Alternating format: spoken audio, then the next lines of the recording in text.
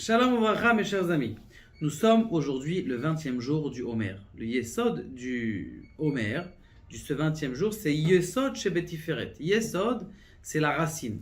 Vous savez aussi que le Yesod, c'est la Brit Mila.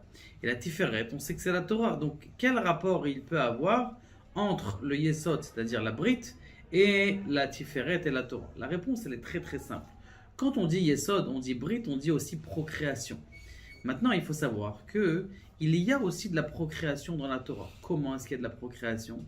Tous les jours que quelqu'un il étudie, il a un chidouche. Comme il est marqué, en chidouche, en bet midrash bede chidouche. Il n'y a pas de bet midrash sans nouveauté.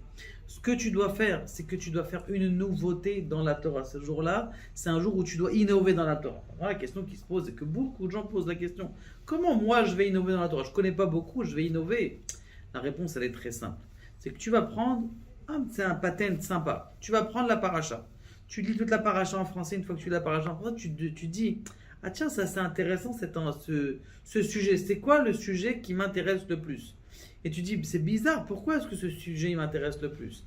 Et une fois que tu comprends, c'est le sujet qui t'intéresse le plus, tu vas essayer d'approfondir et c'est là que tu vas faire ton chidouche à toi et tu vas l'écrire.